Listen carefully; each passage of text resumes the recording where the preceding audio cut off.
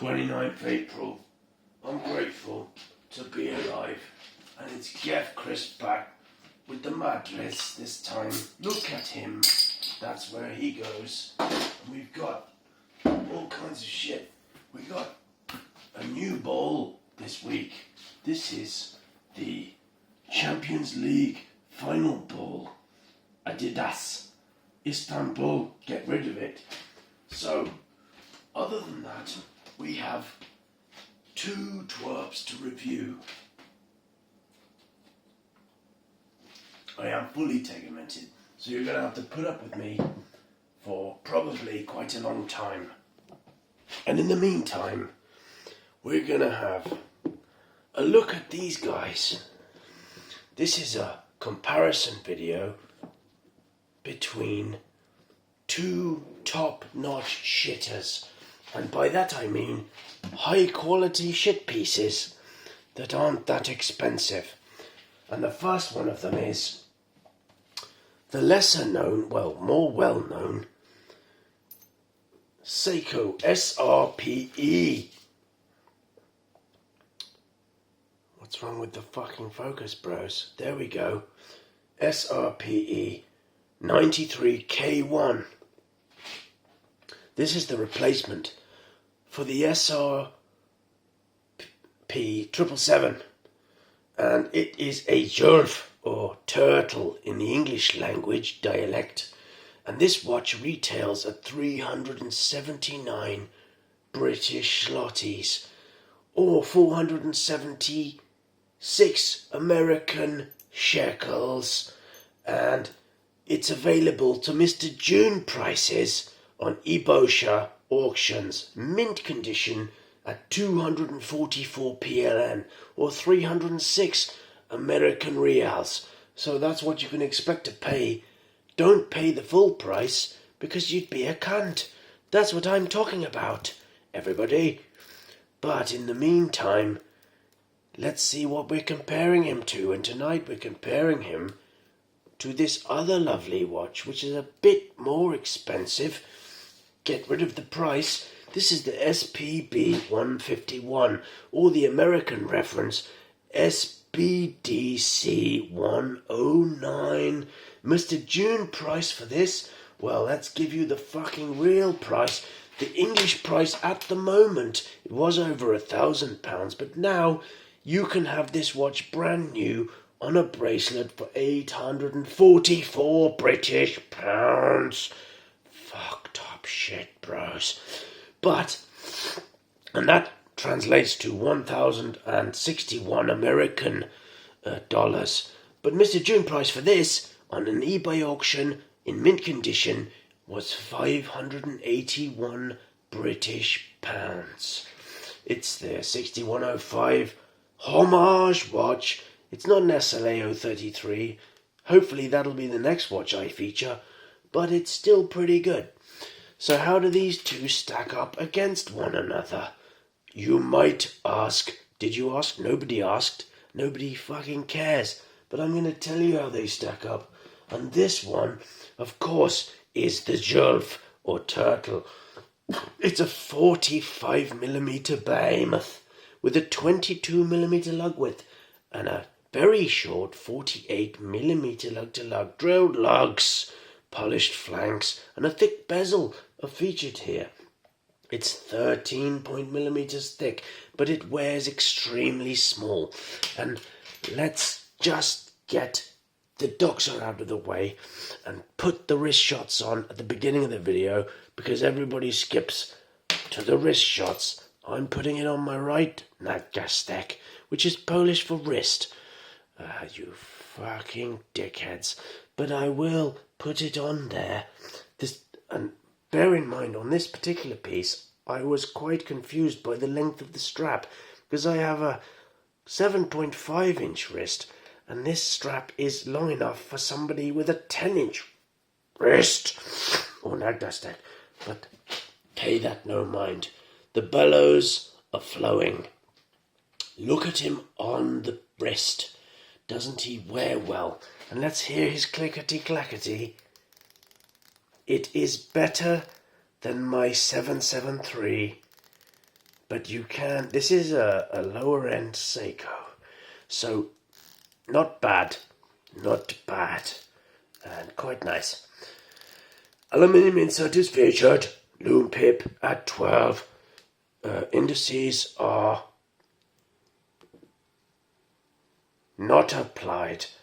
Nothing is applied with Seiko. Massive oversized buckle and tang. And the keeper isn't badly done. So that's how he looks on the wrist. It's a nice strap. It's a dust magnet. But you get a hardlex crystal here. And a 4R36 movement, which is a date complication. 40-hour power reserve, hacks and hand winds, 21,600. It's a low beat movement. It's a shitter movement. But this movement has been running better than this movement, which is the 6R35. The only difference in my mind is the uprated power reserve from 40 to 70 hours.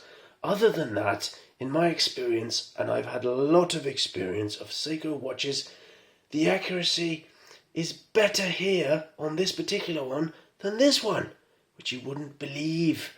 But it's true. This watch has been running at about +2 seconds a day, and this one runs at about +6 or 7 seconds a day. Get rid of yourself, Captain Willard. What a fucking cunt you are. Buckle and tang, too big, get rid of it. But it's far better than the King Turtle, to my mind. It's cheaper, it's better looking, with its non-waffly homo dial. It's a matte black affair. Old school tool, 24/7. For the beach. No bracelet here. No worries. Because the SRP series bracelets were awful. And no one used them anyway. But this dust clown is a cunt. Immediate disposal is in the mandate. Hattori's magnum opus is the case composition. Case mapping and outline plotting is delivered in spades. Flanks and bevels in which all dickheads revel. This is a great watch. A true twerp for the beach, and highly recommended by Gethin. Tsunami Wave is featured. And look at the date of composition. What do we have? It's 2022 November, and it's a lovely piece. So, what should you do? Should you buy this highly expensive, better bezel action working twat? Well, I don't know, because the 151 has a 20mm lug-to-lug, and before I start, this 151 is on the rubber strap from the Slim Zhulf, the Slim Turtle. It has its own, and I had it on an Uncle Seiko chocolate bar and a tire track, and they all look shit, but I think it looks best on this OEM. This one came with a bracelet, but the bracelet is a shitter, to be honest. It's a press clasp. It's off the Yaresna shelf. Musk, fully confused. This twerp does wear well, with its undercut flanks. But it's best on a rubber. Beveled sapphire. Look at the beveled sapphire. Traffic light twat flashing around the dome at 21,600 cocks per hour. What a fucking wanker. Overpriced as fuck, but used it's not too bad.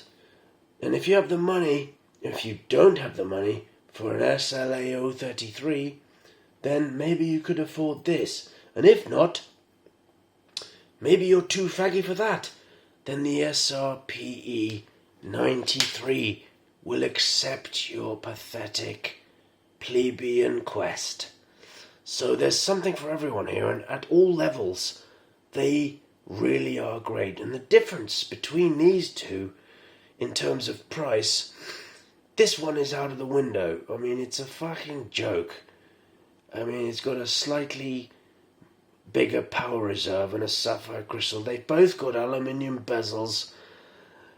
I mean, fucking hell, guys. The Hattori clowns are wankers. Don't be tricked by other payats, because these drans are zaba. It's still freaky. They both are. But let's have a wrist shot with the fucking Willard. Captain Willard, from the famous film, the most famous Vietnam War film of all time, Apocalypse Now. Martin Sheen played the Willard. And what a twat he was. Look at it. Listen to it.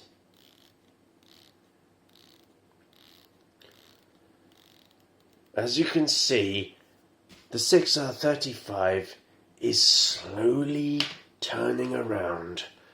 It takes several hours for this crap movement to create a date change, not like the 2824 featured on the Doxa, which snaps overs immediately at 12 o'clock, but that's fine. Madre on a daily, bros.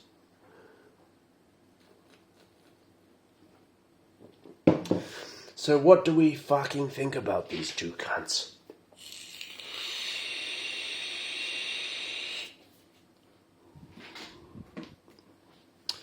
That's where we go.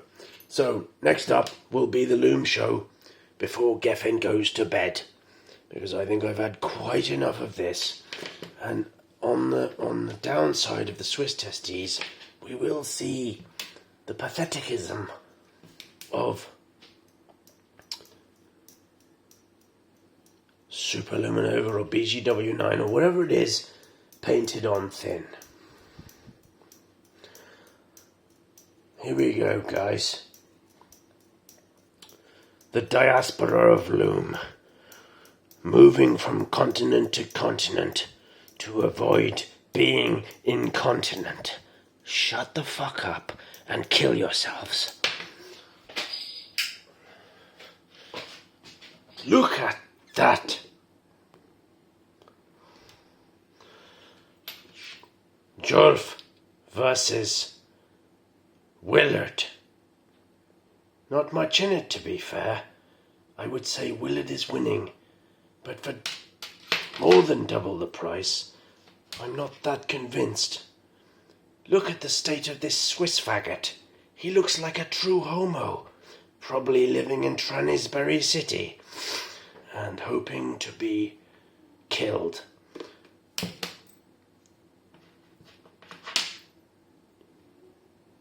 What do we think about that?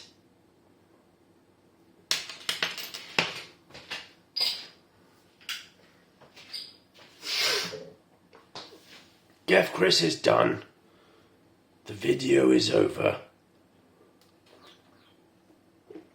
Everything is for the beach. I hope you'll all stay freaky. Get rid of yourselves and fuck off immediately. Thank you very much.